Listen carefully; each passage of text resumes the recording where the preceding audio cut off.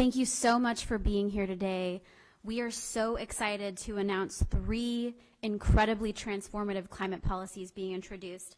My name is Melissa Romero. I'm the Senior Legislative Affairs Manager with California Environmental Voters.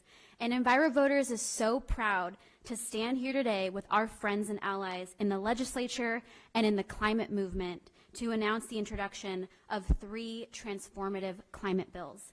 Together, these 3 bills are the exact kind of policies that we need to make scalable change in partnership with the corporate sector and also to hold companies accountable in our shared effort to solve the climate crisis.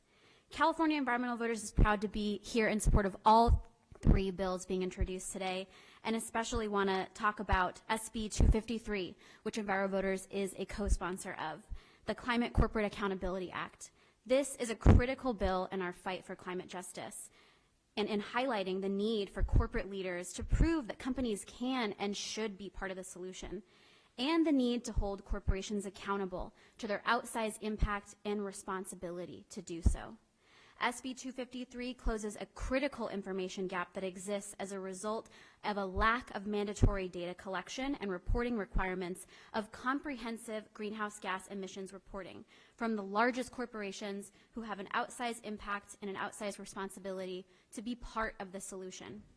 The bill looks specifically to the most profitable U.S.-based corporations that benefit from California's economy and requires them to disclose their full carbon footprint.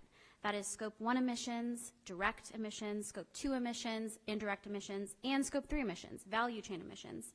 And the critical importance of requiring full Scope 3 emissions is that, on average, Scope 3 emissions are 11.4 times higher than Scopes 1 and 2 emissions. And the great news is that there are corporate leaders who are successfully disclosing their carbon footprints today. So we know it can be done. And we also know that there's widely accepted international standards for carbon accounting. California has an opportunity in front of us to lead the nation and the world on corporate disclosure of carbon emissions with SB 253. We can set the bar. We need the rest of the corporate sector to take these companies' leads who are here today and who are in support of this policy, and corporate accountability being a key aspect in California's fight against climate change. With SB 253 and the 2 other bills that you'll hear about today, we can create a complete picture of what it looks like for California to create a roadmap for the rest of the nation, for the rest of the world, to make scalable change on climate.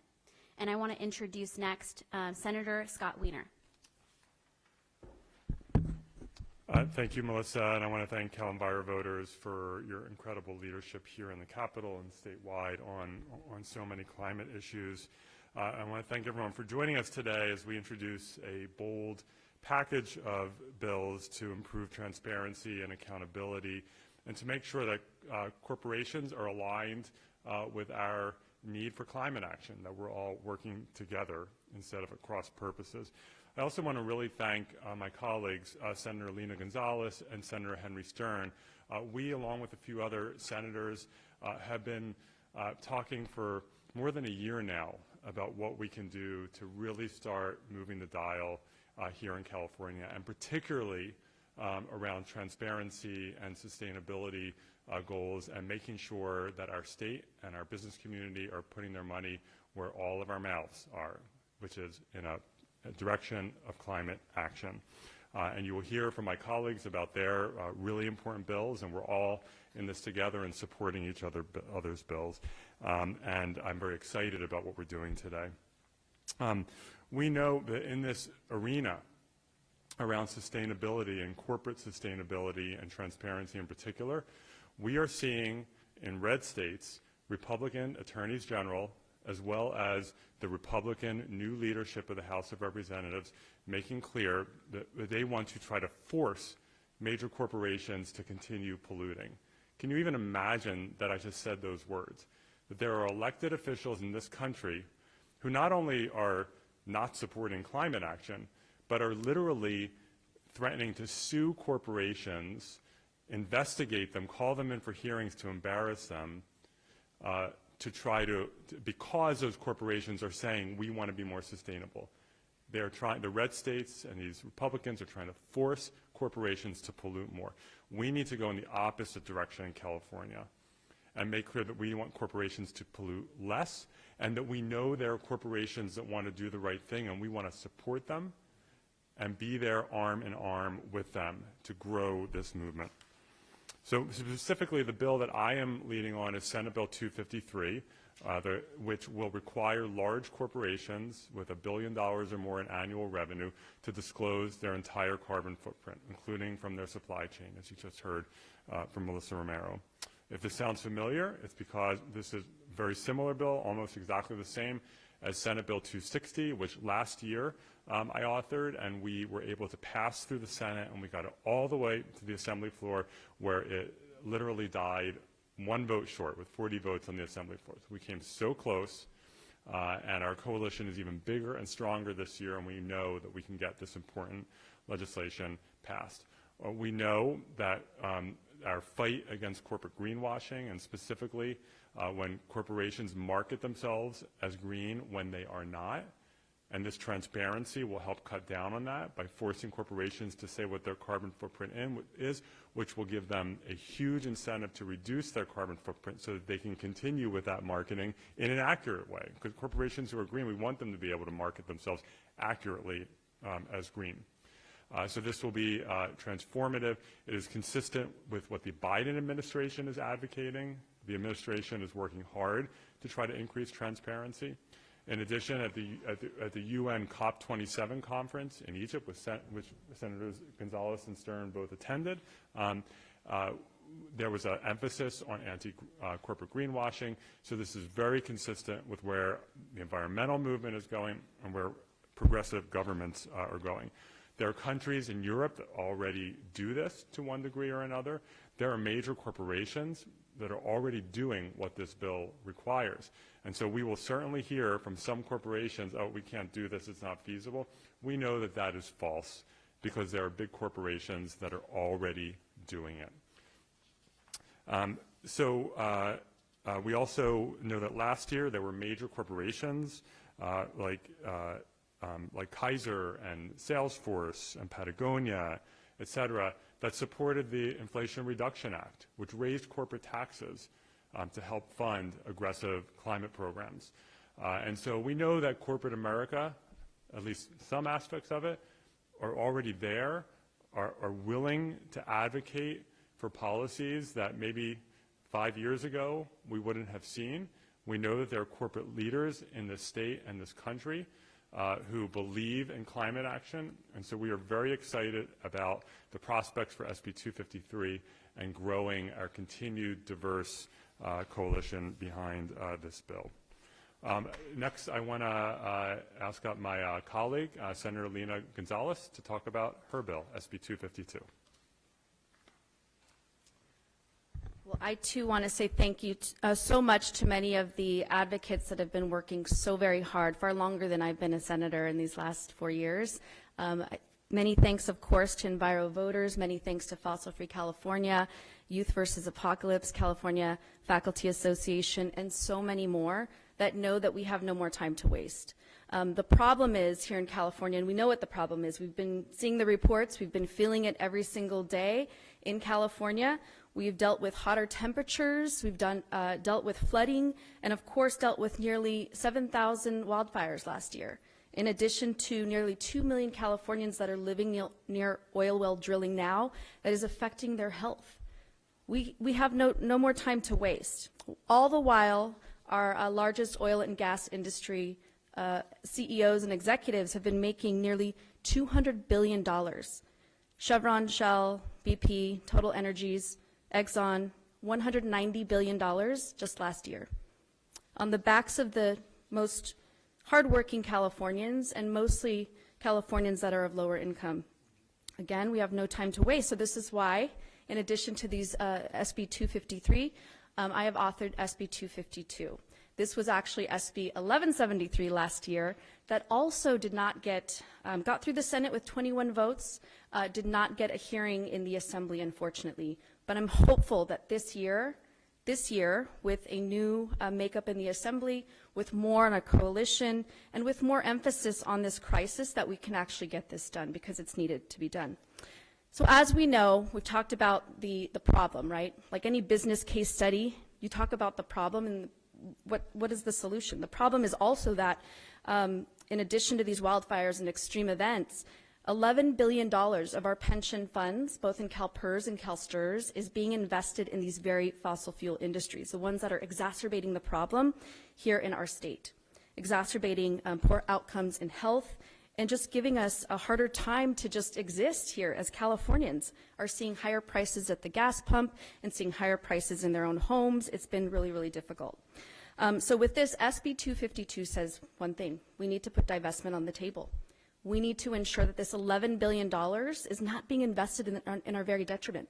The hardworking firefighters that are putting out our wildfires every year should not be investing their pension funds in the very thing that's causing their poor health and outcomes that are bad. We should not be asking our teachers, some of the hardest working, I have 3 children, some of the hardest working teachers that are now being asked to continue to exacerbate their health through these $11 billion. Most of them are making, on average, $2,000 a month. This is not a lot. Why can't we put that $2,000 a month into fossil fuel-free investments, transitioning and ensuring that we're living in a newer green economy so that our kids can have a better future? So that's what SB 252 does in a nutshell. And so many other states, so many other global economies have also divested.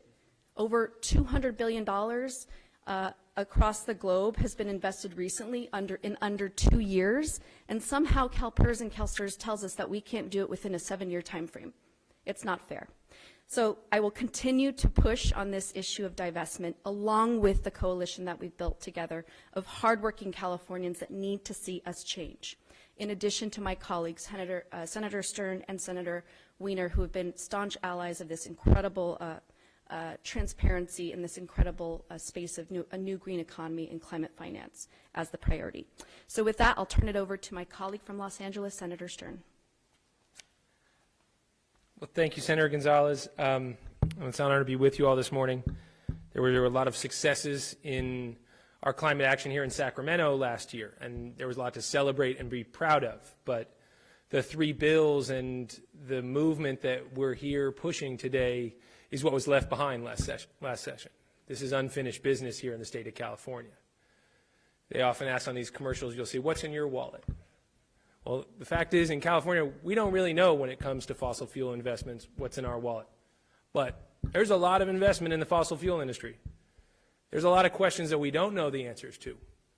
And today, the effort is really about flexing our spending and our investment power. Because if we don't speak with our wallets and our dollars, if you go swipe your Chase card at the store and feel good about even buying a new solar system for your home, but then the financing behind that card is the biggest oil and gas financier in the entire world, you're contradicting yourself.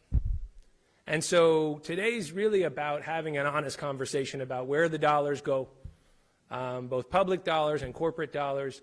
And the good news is that the clean energy money that needs to get moving is starting to move.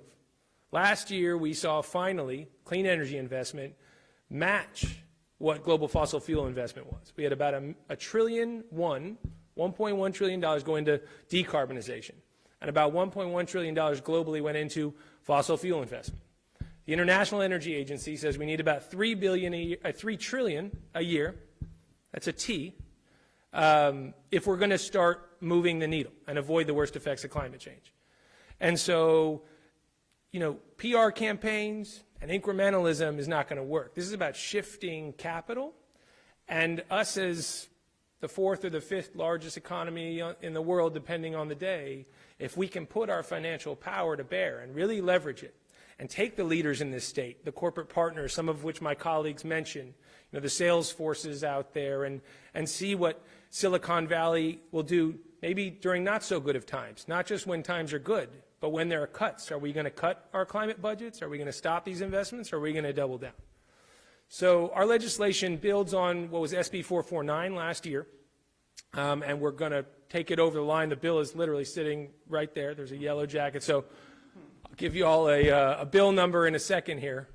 But we're working with Ceres and the whole coalition here to drive this conversation in a way that, our governor has already flagged. If you read his Fortune magazine article recently, he talked about sort of forcing corporate America essentially to shoot themselves in the foot by making us blind to what they're investing in by not disclosing their environmental or social or governance risks. And to fly blind in this era is just, it's financial malpractice, and both, the pension holders of California deserve better, and all of you who have a bank account out there deserve better. So I think we can start to turn the tide and make good on this other corollary piece of the climate package. If we only regulate the major polluters through one instrument, if we only look at it through the lens of AB 32 and the scoping plan, we're missing a huge chunk of our emissions portfolio. So this is that other piece. I really appreciate the work of Sarah Sachs and her team at Ceres. I want to give her a second to come on up and introduce herself and talk a little bit about Ceres and what the good guys out there are working on. So come on up. Thank you, Senator. Hi, everyone. My name is Sarah Sachs, and I'm speaking today on behalf of Ceres. We are a national nonprofit that, thank you, still getting out of the Zoom era. In any case, we're a national nonprofit that has worked for decades with influential investors, major companies, and policymakers in California and across the country to build a more sustainable economy. And our organization has long supported corporate climate disclosure and policies to advance broader disclosure practices. We believe that California has this opportunity to set a gold standard on this issue with the Climate Corporate Data Accountability Act, SB 253 from Senator Wiener, and the Climate-Related Financial Risk Act from Senator Stern. And Ceres is proud to support and serve as a co-sponsor for both bills. Now, we support these bills because the current climate reporting landscape is fragmented, incomplete, and often unverified. These gaps in publicly available emissions data and climate risk reporting creates a massive blind spot for consumers, investors, and policymakers who are seeking to understand the scale of the challenge or derive meaningful insights across the entire economy. As the phrase goes, you can't manage what you can't measure. We need mandatory emissions disclosure to access the full picture of corporate greenhouse gas emissions across companies' value chains. And likewise, we need climate risk disclosure to ensure that companies are accounting for the negative impacts the climate crisis will have on their operations, facilities, and supply chains.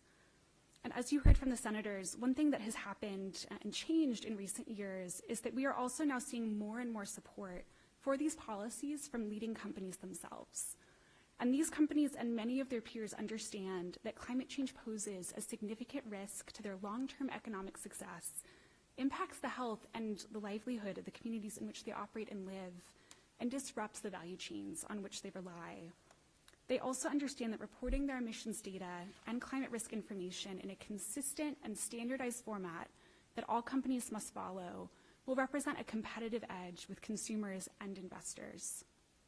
Companies are already reporting their emissions data, including 80% of S&P 500 companies who are voluntarily reporting some form of their emissions data. And thousands of companies support the disclosure of climate risk information or disclose that information themselves, including 92 of the 100 largest public companies in the world. And in addition, these bills, which would apply to both public and private companies of a certain size, provide a valuable complement to the pending disclosure rule from the Securities and Exchange Commission, which would only apply to public companies. So these bills are designed to provide this information in a consistent format for all major economic actors, and Ceres strongly supports their passage this legislative session. And I'll wrap up by saying right out of the gate, we've seen several major companies and institutions already stepping out in support of these bills, including Patagonia, Dignity Health, Sierra Nevada Brewing Company, Avocado Green Brands, Grove Collaborative, Everlane, Alter Eco Foods, and more. And we really hope to see this list of supporters growing in the weeks and months to come. So I'll wrap things up just by saying that we look forward to working with the senators and the other organizations in this room to ensure that California sets the gold standard in pioneering legislation that will help build a cleaner and more resilient economy. Thank you. And I'll turn things over to Melanie Morales with Greenlighting to speak next. Thank you, Sarah. We are very excited to be here today, and a special thank you to these senators that are behind me and their leadership on this particular issue. My name is Melanie Morelos, and I'm with the Greenlining Institute, and we are proud co-sponsors of SB 253. We are a nonprofit organization based in Oakland, California. We will work towards a future where communities of color can build wealth, live in healthy places filled with economic opportunity, and are ready to meet the challenges posed by climate change. The effects of emissions and our rapidly changing climate are not equal. Communities of color and low-income communities experience climate-related impacts like flooding and extreme heat, with less resources to prepare for and withstand climate catastrophes that are becoming more frequent. They are also far more likely to be exposed to excessive emissions, contributing to poorer health outcomes in wealthier white communities. At Greenlining, we work alongside these communities on the front lines of climate change to ensure that their concerns and their demands are prioritized by policymakers and climate advocates. We advocate at the state, local, and federal levels to shape how policies and billions of dollars in climate-related investments can best support the frontline communities that are disproportionately impacted by climate change. We are proud of the work of the state of California has done to direct attention and dollars on these issues, but more needs to be done, especially in the private sector.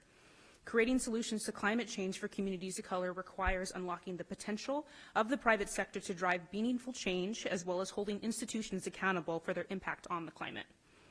SB 253 provides a critical path forward for corporations to support California's climate leadership. We cannot make informed decisions on how to address the climate crisis without accurate data on what is contributing to it. Establishing this foundation of information sharing will help us better build and create more equitable solutions to the climate crisis. We are excited to be a part of this fight this year, and we'd like to thank California environmental voters, Carbon Accountable, Sunrise Bay Area for all their leadership.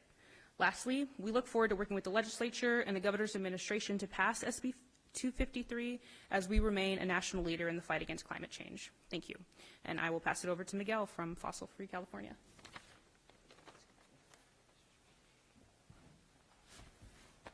Good afternoon, everybody. My name is Miguel Alatorre, and I'm from Fossil Free California. I'm the campaign's organizer, and I'm really happy to be here today. I'm from one of the affected communities of oil gas in the Central Valley, and that's Kettleman City, California. And so we're a really small town community, about 1,500 residents.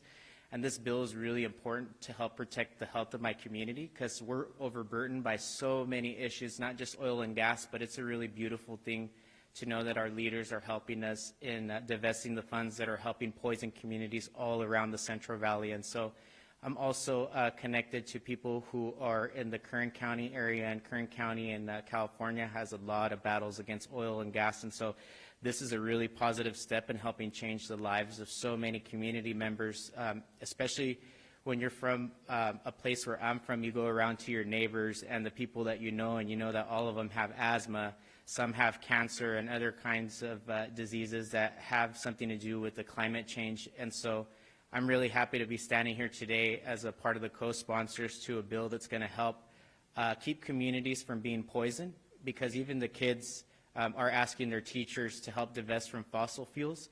And it's a really important movement to keep it in the ground, because we're disproportionately affected by the oil and gas on an entirely different level from the rest of California, because the cumulative health impacts of living next to a toxic waste dump, the 41 and the I-5 where the oil gets transferred up and down the state, it's all affecting small town communities, and we can't afford to bear the burden of everyone's climate injustices.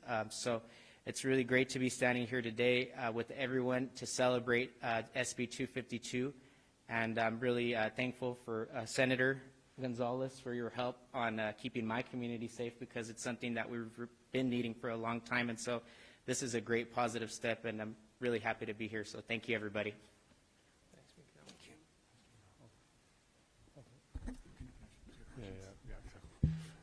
Thank you, everyone. I want to acknowledge our colleague, Senator Josh Becker from San Mateo County. Santa Clara County is here. He's also part of our Senate Climate Coalition, and so Senator Becker, thank you for your leadership.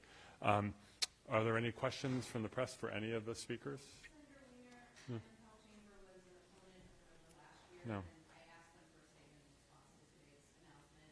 They said they're looking forward to working with you, but they mentioned that, however, it's critical that as policies are contemplated, there's an emphasis on balancing unnecessary costs and regulatory Yeah, so Cal Chamber did oppose our bill last year. I think, did they oppose all the bills? Yeah, they opposed all the bills. And they opposed also some of the governor's bills. So, we hope that Cal Chamber will have a more open mind because there are so many large corporations that are doing the right thing.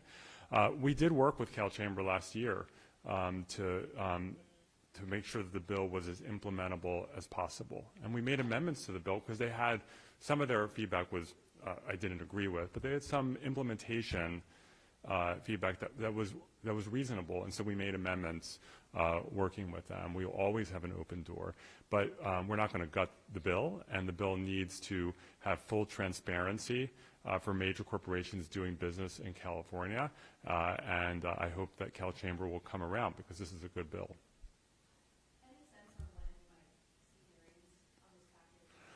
Well, the policy committee hearings start, I think, in the middle of March or thereabouts, early to mid-March, running through early May.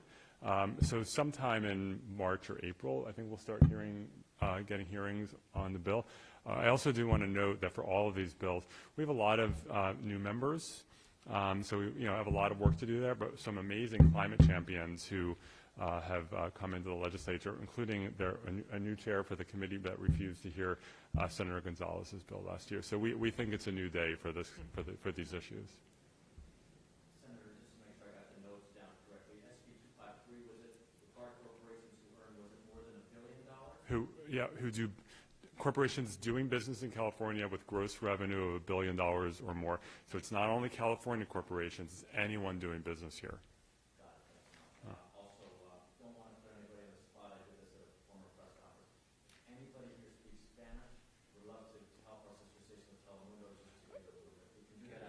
Yeah, I think we all do, but Senator Gonzalez is probably she's the best. Divestment will be hard to translate, so we'll.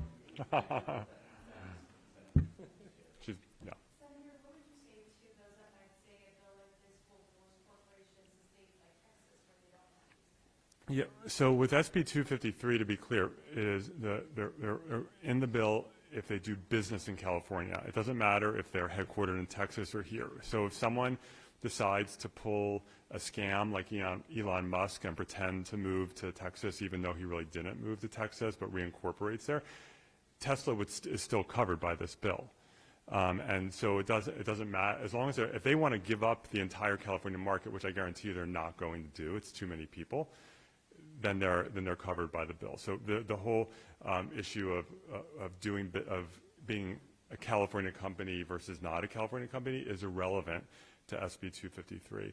And for the fossil fuel divestment, I think it's also completely irrelevant. That has to do with public investments, and that's California or non-California companies.